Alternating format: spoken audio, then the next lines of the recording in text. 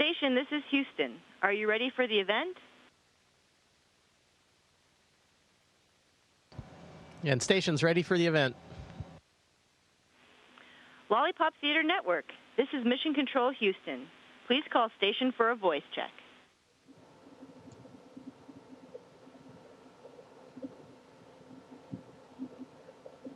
I can't hear you.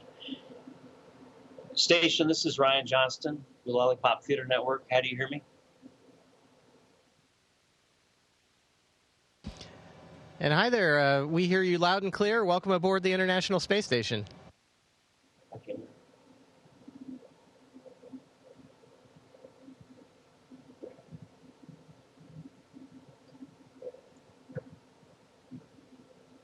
Can you hear me? Yeah, we sure can hear you. We got you loud and clear. And welcome aboard the International Space Station. Thank you so much. Thank you, Bob and Samantha, for taking time with us today on your busy schedule. Thanks for all that you do up there for the space program. I'm Ryan Johnson. I'm with Lollipop Theater Network. I'm a board member, and we bring movies and entertainment to pediatric patients nationwide. And today we have some questions from some of the children in the children's hospitals. If you'd like to answer some questions. First question comes from Alana from UCLA, Santa Monica. And she would like to know how space was made. Wow, that is a great question and a very deep question, and I'll say that's one of the reasons we're here. Is I think scientists and all of us aren't really sure how the universe and how space was made, and that's one of the things that we get to research here on the International Space Station. Is we're a great observatory for lots of different instruments that look out at space and also down at the Earth to answer lots of questions just like that. So bottom line is, I would say we don't know yet, but we're all working to try and find those kinds of answers. Great. Lana has another question. How can we communicate from Earth to space?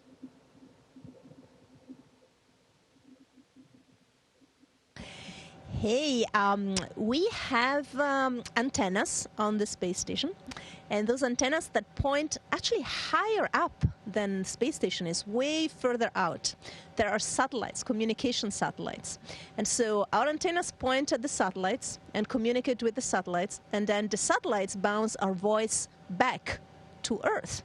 And so that way we can communicate with people on the ground, just like with you today. Nice. These next questions are from Children's Wisconsin, located in Milwaukee. How do you sleep without floating around?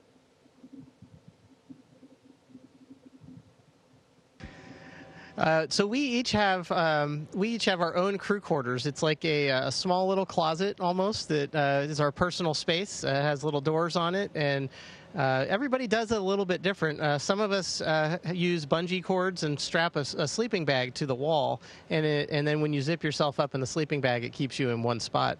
But some of us also like to just float around inside that, and so their sleeping bag just free floats, and you get in there and you just kind of relax, and your arms do something like this, and you float around. But it's not a real big space, so you don't have to worry about getting lost when you wake up or anything like that. Samantha's demonstrating. Okay, what do you do in space for fun when you're not working?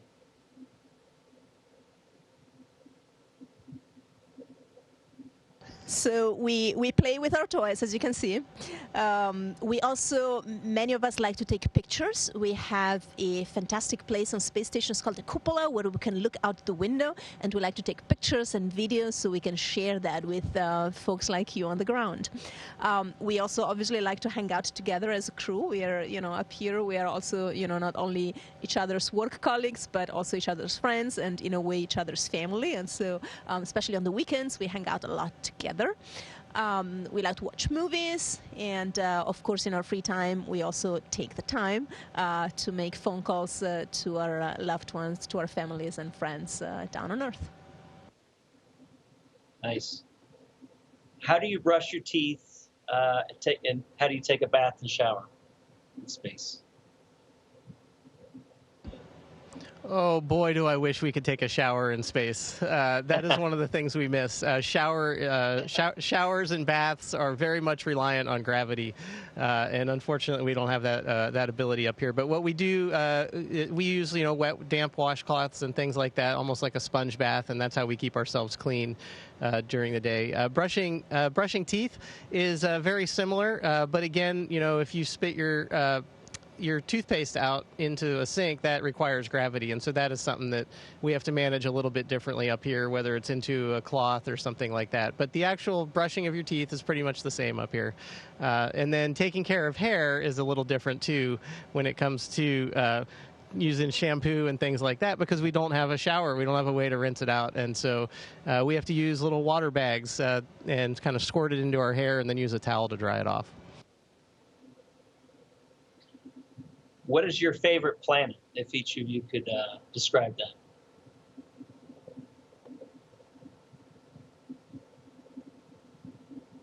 All right, I am obliged to tell you that my favorite planet is Mars, because I have this crewmate of ours, Jessica, we call her Wadi, who is a geologist, and she's worked a lot on Mars and knows everything about Mars, and so she would be very disappointed if I didn't tell you that all of our crew thinks that Mars is the best.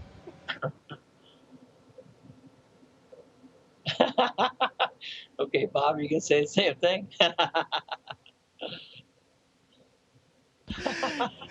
Yeah, I think it's. I agree. Mars is awesome, and certainly that's the way. That's where NASA's going, and that's we're looking to go and explore there. But honestly, one of the things that really amazed me when I got up here is how amazing the Earth is. And so I think that truly is my favorite planet. Looking back at it now, it is the most beautiful thing out there. There's the black of space and some other amazing things out there, but the blue marble that is the Earth is absolutely incredible, and so that is my favorite planet. Nice. Comer Children's Hospital in Chicago asks, what is the capacity of the International Space Station?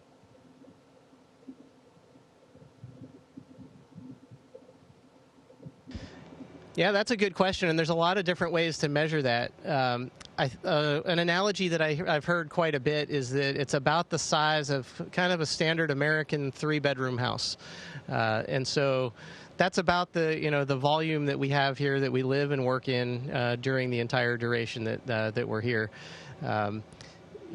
We typically have 7 crew members up here. I think there have been as many. What's the high number? 13. Yeah, maybe 13 when the space shuttle was up here.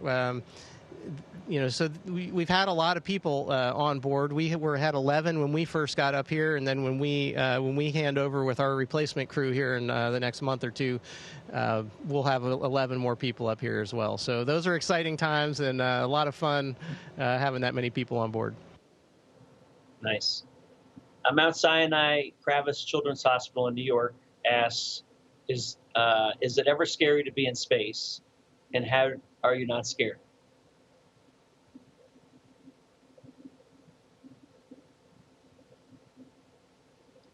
Yeah, how an interesting question. I don't think that we find it scary. It's the space station is our home, is a little bit special, and obviously it's in a very special environment because we're up here in space, and outside of space station humans cannot survive, and so we rely on this wonderful machine that surrounds us to keep us alive. But we know that we have a lot of guardian angels, all our flight controllers on the ground. They get a lot of information from space station all the time. Like space station talks to them, kind of via the satellites that we were talking about earlier. All the satellites, not only they bounce back our voice, but they also bounce back all the information about space station. And so they make sure that, space station is healthy, so that, space station can keep us healthy. And so, we're not really scared about being in space. We actually enjoy it. Great.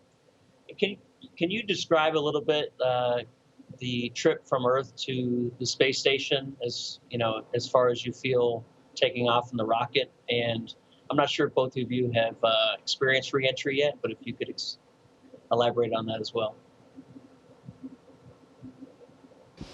Yeah, so this is my first space flight, so I only know half of the journey so far. Samantha, this is her second space flight, so I'll let her talk about re-entry. But the experience on launch was it was just absolutely amazing. Our crew flew up on a SpaceX Falcon 9 rocket aboard a capsule named Freedom, and it was amazing. When the engines lit, the rocket started vibrating. You could tell we were moving right away, and we just started getting faster and faster, and about 2.5 minutes in, the first stage shuts off, and it's instantaneous. And so we go weightless for about 5 or 6 seconds while the stage separates, and then the second stage lights off, and we start getting pushed back in our seat. And that was the crazy part. That last 2 minutes of the ride was just phenomenal because we were accelerating so fast, and right around the time where it almost feels like you're out of control and you're just accelerating at an incredible rate, it shuts off again and you're in orbit, and it was absolutely amazing. And then that was our chance to unstrap and go look out the window and see the beautiful planet below us. So it was absolutely an amazing experience. Yeah, and re-entry is quite a ride as well. What happens is that we are up here and we fly really, really fast. How many miles? 17,000, sorry, I know it in kilometers. 17,000 miles per hour. So that is an incredible velocity. It means that we, just by virtue of moving that fast, we have a lot of energy that is stored within us, within our bodies, within our space vehicle. And so what we have to do to come back down, we have to get rid of all that velocity. And the way we do it is we use the atmosphere to do that. Just the drag that you generate by digging into the atmosphere slows you down. Now, where does all that energy go? It has to go somewhere, right? And so you can even see it where it goes. It goes into heat. So the atmosphere around you heats up so much that you look out the window and you literally see flames dancing outside of your window, which is pretty amazing. And that slowing down also means that you are really pressed hard in your seat, kind of like during launch, right? When the rocket launches you, you have that acceleration that it feels like you're pressed down into your seat. And you feel the same when you come back, except that in that case, it's the atmosphere slowing you down. So that when you, open the parachute, you're not that fast anymore. And then the parachute slows you down that last bit. And then you fall. On my first flight, I landed on solid ground in Kazakhstan. And this time, I will have this new experience of landing in water. So I guess it's not landing anymore. It's a splashdown. Thank you. Well, that's all that we have. I do want to tell you, Scott Kelly's a friend of mine, and he texted me this morning and wanted me to say hello to you both. On behalf of all the children watching right now in the children's hospitals, I want to say thank you, and my children watching at home. Thank you for your time again and for everything that you both do for the space program. Well, thank you so much. It's an honor to get to speak with you. We really enjoyed our time with you today. And to all the kids out there, our thoughts and prayers are with you. And we just thank you for the inspiration that you are and the courage that you all show as well. And we really appreciate the chance to get to spend some time with all of you today. Thank you, Bob. Thank you, Samantha. Station, this is Houston ACR. That concludes the event. Thank you. Thank you to all participants from Lollipop Theater Network. Station, we are now resuming operational audio communications.